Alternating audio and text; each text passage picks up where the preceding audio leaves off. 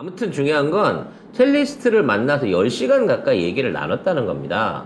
그 얘기의 중요 지점은 뭐냐면 남자친구 때문에 거짓말을 했다는 말 자체는 그건 변호사가 지어낸 거라는 거죠. 네. 그러니까 첼리스트 자체가 경찰 조사에서 그러한 진술을 한 적이 없다라고 확인을 했어요.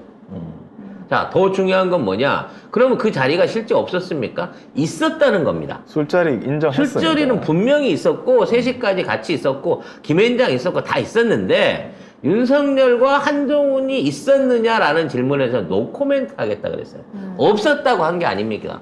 왜 하냐? 제가 거짓말장이라고 욕을 먹더라도 이 정권 안에 그 얘기 못 꺼내겠습니다. 이 정권 끝나고 나면 말할 수 있을 때 하겠습니다. 라고 얘기를 했다는 거예요. 그게 원래 이제 녹취의 중요성인 건데 결과적으로 이런 압수수색이 일어나고 이 난리를 치고 난 다음에 그쪽 첼리스트 쪽 변호사하고 강진구 기자 더 탐사 팀하고 또다시 만났다고 합니다. 압수수색 후에. 그때는 말을 바꿨다는 거죠. 다시. 변호사 입회하에 만났다고. 네, 변호사 입회하에 만나다 보니까. 네. 이게 이 변호사가 첼리스트를 변호하는 변호사가 아닌 거예요. 그러니까 나는 그게 이해가 이상해. 안 되는 거예요. 변호사가 자기 의뢰인이 하지도 않은 말을 했다. 언론에 흘린다고요? 거짓말쟁이라고 했잖아 또. 그러니까 자기 왜요? 의뢰인이. 그 변호사는 제대로 된 변호사 맞습니까? 그리고 그거 핸드폰 그거 포렌식 할 때도 안 가고. 왜 안 가? 뭐 하는지 지켜봐야 될 거 아니야 변호사가.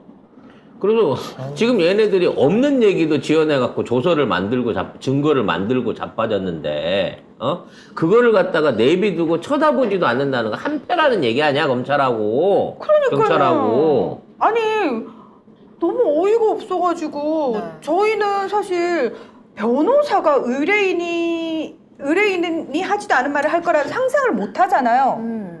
변호인은 그러면 안 되는 존재예요. 직업 윤리에 어긋나는 네. 행위잖아요. 따라서 지금 있는 그 김의겸 의원에 대한 고발이라든지 더 탐사에 대한 고발이 변호사의 거짓말로부터 시작됐다고 하는, 그러니까 증언 번복은 없었다고 하는 매우 중요한 지점에서 이게 큰 문제가 되는 발언이었다는 거죠. 네. 그래서 이게 방송이 나가기 전에 결과적으로 또 다시 그 발언을 뒤집음으로써 더 탐사 입장에서는 두 번의 증언에 바뀐 내용들을 설명을 해주고 왜 지금 첼리스트는 이렇게밖에 말할 수 없는가에 대한 내용을 정리를 하고 있는 거예요. 그래서 어제 뭐 여기 탐사의 내용을 보면은 이 첼리스트한테 이런 질문을 합니다. 거짓말쟁이가 된 채로 끝나는 게 억울하지 않나?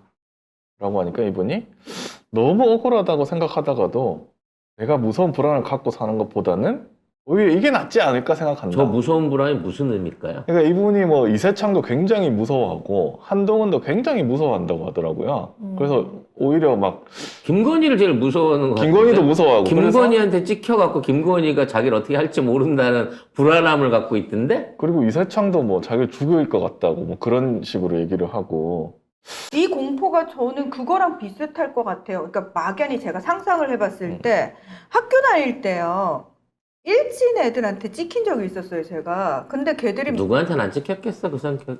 네. 선생님한테는 찍히지 않았어요. 선생님도 이뻐했어요. 아무튼 그때 일진 애들이 모여가지고 맨날 무슨 얘기하냐면 야 어제 걔 우리가 다구리 쳤잖아 뭐 이런 식으로 얘기를 해요. 그 뭐냐면 지들 마음에 안 드는 애를 몰래 쫓아가가지고 지네 아는 오빠들 불러가지고 집단 구타를 했다는 거예요. 그랬을 때 제가 17살 때, 18살 때 느꼈던 공포감이 어땠냐면 혹시 나도 저렇게 집단 구타 당하는 거 아닐까? 그러니까 17살짜리가 그런 상상을 하는 것 자체가 되게 소름 끼치잖아요. 그러니까 비유하자면 그래서 너무 매일매일 이건 부모한테 말도 못 하겠어. 우리 부모가 날 지켜줄 수 있을 것 같지도 않고 실제 상황이 벌어지지도 않았으니 선생님한테 가서 말을 못해. 또 선생님한테 말했다가 괜히 또 보복당할 것 같아. 그렇다고 경찰한테 신고도 할 수 없어. 어떻게 해야 되지? 그럼 내가 나를 지켜야 되는데 그때의 진짜 힘들었던 기억이 있는데 아마도 그럼 첼리스트 분이 지금 느끼는 그 공포가 그런 거 비슷하지 않을까? 이 정권이 실제 나를 죽일 수도 수도 있겠다. 응. 자살을 시킬 수도 있겠다라고 하는 공포를 갖고 있는 거예요. 그렇죠. 엘리베이터도 잘 못한다고. 못하고 그다음에 저 예전에 어떤 분한테 들은 얘기인데 새벽에 자기 차를 타러 나올 때 네. 그게 그렇게 무섭대요. 또는 그럴 수 밤늦게 자기 차에서 내릴 때 그게 그렇게 무섭대요. 음. 그리고 그 차에 무슨 짓을 해놨을까봐 또 음. 무섭대요. 그 미션 임파서블 같은데 시동 거는 빵 터지는 어. 그런 거를 우리가 영화로 너무 많이 봐서 그런 것 같은데 아니 그게 아니라 예를 들어서 가다가 사고가 났는데 이게 진짜 음. 사고에 의한 사고일까? 그러니까. 아니면은 누가 뭘 해? 그러니까 온갖 상상을 다 하게 되는 거지 사실은. 그게 공포스러운 거지. 그렇죠. 그래서 김건희에 대해서도 나는 뭐 이 사람이 제일 무섭다면서 사실 그 사람이 나쁜 마음만 먹으면 나를 매장시킬 수도 있지 않냐. 그러니까 그런 제일 공포심을- 윗선으로 김건희를 보고 있는 거죠.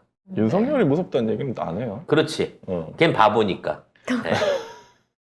한뚜껑이나 윤석열보다는 김건희가 더 무서운 거죠. 근데 이 첼리스트가 박경수 변호사 뭐 이 사람을 믿고 있는 이유에 대해서 한 저 발언이 난 굉장히 의미심장하다고 봐요. 변호사는 나의 안전한 거를 짜서 변호사가 뭔가 꾸며준다는 얘기죠. 그렇죠.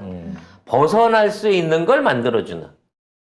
결국 그렇죠. 증언이라든지 증거 조작에 관한 내용을 시나리오를 짜가지고 자기가 사법 처리라든지 이런 부분에서 벗어날 수 있게끔 해줄 사람으로 믿고 있다는 거야, 박경수라는 제가 인물을. 봤을 때 믿고 있는 게 아니고 이 사람과 끊어지면 자기 정말 죽겠구나라는 생각을 하는 게 믿는 게 아니고 어쩔 수 없는 상황에 의해서 이 끈을 붙잡고 있어야 자기가 살 수 있는 거라는 느낌인데요. 제가 봤을 때는. 그래서 박경수 변호사라는 사람을 좀 검토를 해봤는데 뭐 그렇게 믿을 만한 이력은 아닌 것 같아요. 과거 윤지호라고 장자연 사건에 엮여 있었던 쉽게 말해서 장자연을 팔아먹고 돈을 챙겨했던 윤지호를 변호했던 그 사람이 박경수 변호사더라고. 근데 이 사람은 누가 소개해 소개시켰어? 줬을까요? 박경수 동생인가요? 대장동 박경수 동생. 아이 그건 아닌 거예요. 아니겠죠? 음. 네, 어찌 됐거나 이 사람을 누가 선임을 해줬고 얼마에 선임을 해줬는지 그 계약은 나중에 한번 밝혀볼 수 있을지 모르겠습니다만 지금 이 사람이 하고 있는 게 지금 첼리스트의 어떤 진실이라든지 입장을 보호한다는 것보다는 어떻게든 첼리스트와 이 사건을 별개로 만들고 그리고 그로 인해서 한동훈과 윤석열을 구하는 데만 집중하고 있다라는 생각이 든다는 거죠. 그리고 아 이세창이 소개해 줬다고요? 그럼 그거네. 감시용 붙여놓은 거네. 제가 아까 말한 거 그거네요. 증언 조작을 하고 있는 게 제가 작가인 거예요, 앞으로. 그러니까 그거 이세창이 그렇게 협박했겠네. 박경수 변호사 말만 잘 들으면 너는 살 수 있고 너는 아무 피해가 없을 거야. 근데 저 사람하고 척을 지는 순간 뭐 그 다음은 각오해라는 식의 협박을 하지 않았을까, 회유와 협박을 하지 않았을까라는 별난 생각이 드네요. 이건 그리고 저의 의견입니다. 개인적으로. 어제 권재원 기자가 또 말한 게 이 나중에 술자리를 인정을 하면서도 윤석열하고 한동훈은 본 적이 없다는 취지로 말을 바꿨거든 나중에는. 근데 억울해도 차라리 내가 거짓말장애로 살아가는 게 낫다. 다만 정권이 바뀌고 때가 되면 얘기할 수도 있을 것이라는 취지의 발언을 뭐 했다고 얘기는 했어요. 그러니까 아까도 얘기잖아. 이 정권 하에서는 말 못한다는 거고 자신이 하고 있는 말이 거짓말이라는 걸 일단 선언을 한 거야. 그렇죠. 왜? 자기가 하는 게 아니라 변호사가 그렇게 꾸며줄 거기 때문에. 그러니까 이게 아예 진짜 허위 사실이었으면 이런 말 자체를 하지가 않죠. 그냥 아니에요 하고 끝내버리지. 아니 좀 답답한 게 뭐냐면 우리 쪽 인권 변호사님들 꽤 많으시잖아요. 믿을 수 있는. 사실은 지금 댓글에도 차라리 더 탐사 쪽에 도움을 요청하는 게 어땠겠느냐라는 얘기도 있거든요. 나는 거의 지금 이 첼리스트 채아 씨가 저쪽에 의해서 인신 구속돼 있는 상태가 아닌가라는 의심을 가져봐요. 그러니까 활동을 하고 있지만 주변에 엄청나게 많은 감시자와 보디가드 같은 걸 풀어가지고 외부 사람들을 접근을 못하게끔 만든 상태에서 이러한 증언을 강요하고 있는 상태가 아닌가라는 생각이 든다는 거지. 그 변호사 이세창이 소개시켜준 사람 아니에요 하셨는데 이세창이 소개를 안 시켜줬나요? 근데 중요한 거는 왜 이런 변호사를 만났을지가 저희는 궁금하다는 거죠. 왜 생각보다 믿을 수 없는데 이력만 봐도. 원래 변호사를 구하면 누구한테 소개를 받거나 아니면 자기가 잘 아는 친인척을 통해서 변호사 선임을 할 때 대부분 그런 이유들을 달고 가잖아요. 우리도 변호사님 소개받을 때 안진걸 소장님 통해서 받았잖아요.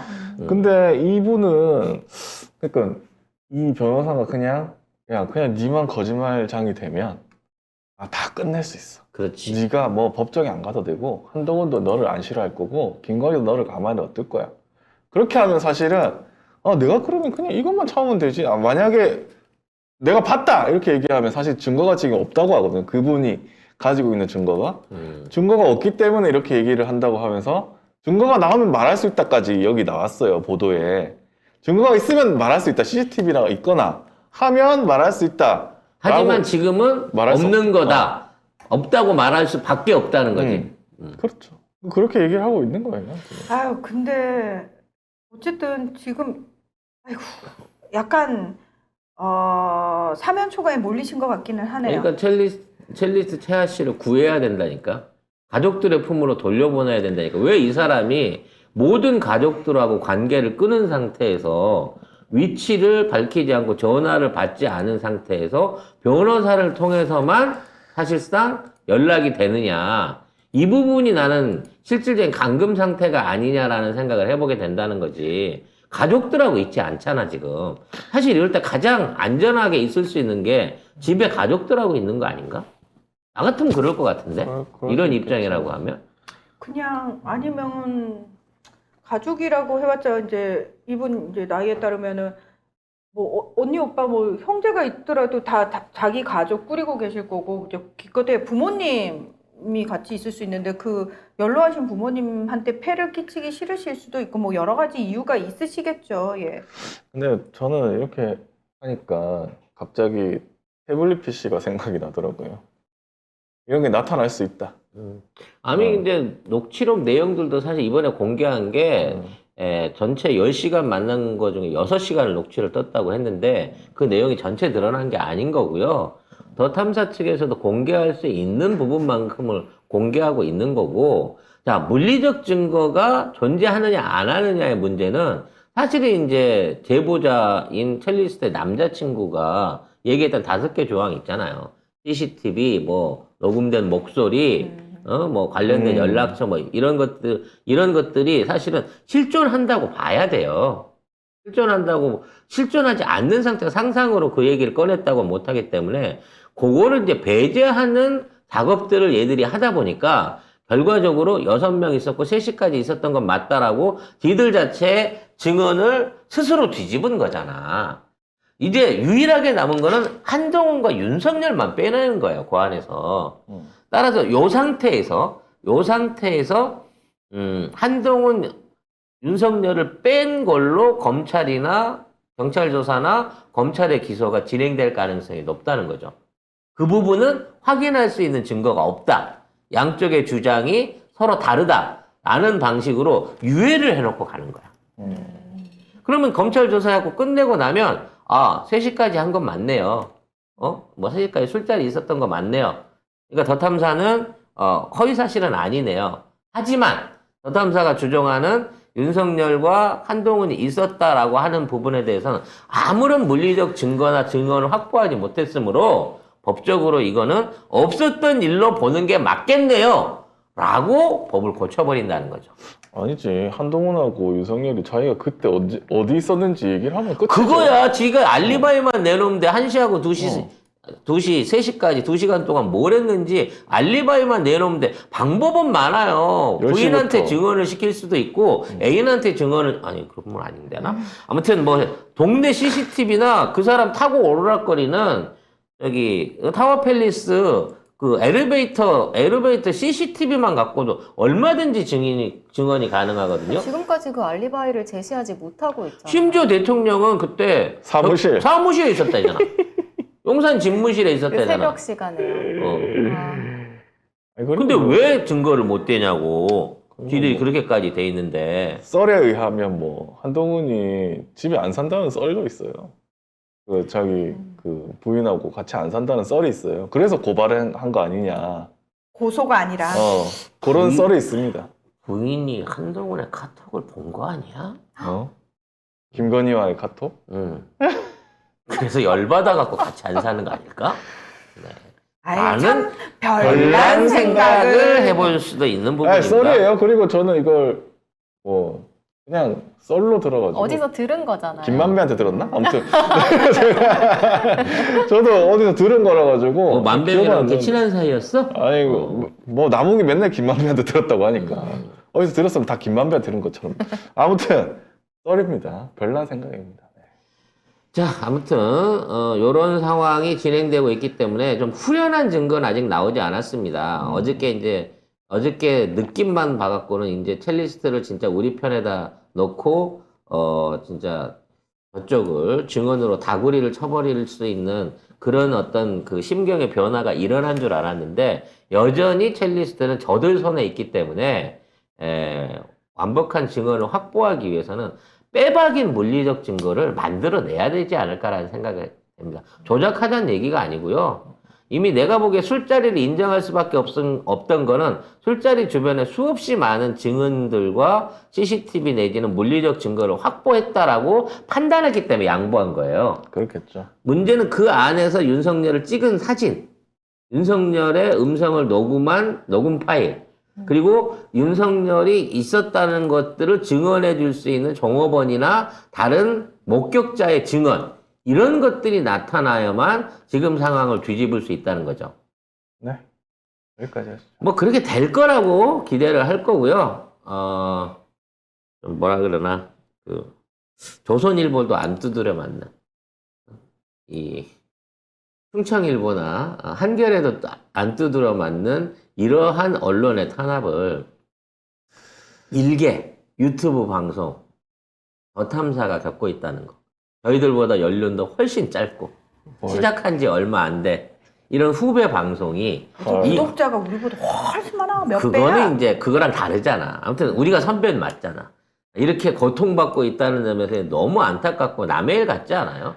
아니 근데 이렇게 다른 언론도 아니고 이 작은 언론사를 이렇게 무리하게까지 때려잡는 거 보니까 부린 게 진짠가 봐. 많은 거지. 아 진짠가 봐. 그렇지. 만약에 이게 지금 허무맹랑한 소리였으면 뭐 압수수색 하든 말든 뭔 상관이? 아니 그냥 법정에서 그냥 그냥 판사가 알아서 때려주고 아니, 끝날 그냥- 거면 아니, 왜 그냥- 하겠냐고. 아니에요. 이렇게 하고 지나가면 되는데 이때까지 모든 일에 대해서 그거 아니다 끝 이랬는데 뭐 압수수색 하고 막 이런 거 보니까 뭐 걸 거예요? 더 수상해. 직을 걸 거예요? 더 수상해. 가발을 걸어줘요. 그 가발 어디다 써먹으려고? 눈배려. 그래서 지금 한동훈이 이제 전개로 진출하는 데 있어서 실제로 이제 그 원래는 당 대표를 가려고 했으나 노선을 바꿨다는 얘기가 있습니다. 총리로 바꿨다고 합니다. 총리는 나 욕하면 안 되지. 해도 돼. 아니 총리는 야당에 오케이가 있어야 됩니다. 아니 그러니까 인준 안 해주면 해주면 밀어붙인대잖아. 뭐 어떻게 밀어붙여? 아니 인준 안 해도 해주는데. 대통령이 아니, 총리는 안 밀어붙인대. 돼요. 장관은 돼도. 그렇게 해갖고 응. 억지로 밀어 올린 케이스 있잖아. 그러니까 총리로 해갖고 정치를 하겠다라고 인준받지 않은 상태에서 할 수 있거든. 빨리 그 국회, 그다음 대통령실, 청와대 이런데 가발 금지법을 만들어야 된다 생각. 응? 빨리. 가발금지법으로는 좀 안 될 것 같고 가발에- 어찌 됐거나 가발 속에 뭘 숨겨둘지 모르기 한동훈이 때문에. 법무부 장관 자리를 빨리 내던지고 전개해 나가기 위해서는 이 청담동 게이트하고 이태원 참사에 대한 거를 줄일 수밖에 없다. 억지로라도 덮어야 된다는 건데 진실을 거짓으로 덮어야 되기 때문에 법적으로 이거를 빨리 조속하게 끝내려고 할 거라는 거예요. 얘네들 프레임이. 그래서 조사를 다 해봤으나 술자리 있었다는 건 맞고 일부 윤석열, 한동훈이 있었다고 한 거에 대해서는 증거 없음. 따라서 이걸로 수사 끝. 요런 식의 면죄부를 법적으로라도 억지로 만들어서 덮으려고 할 거라는 거예요.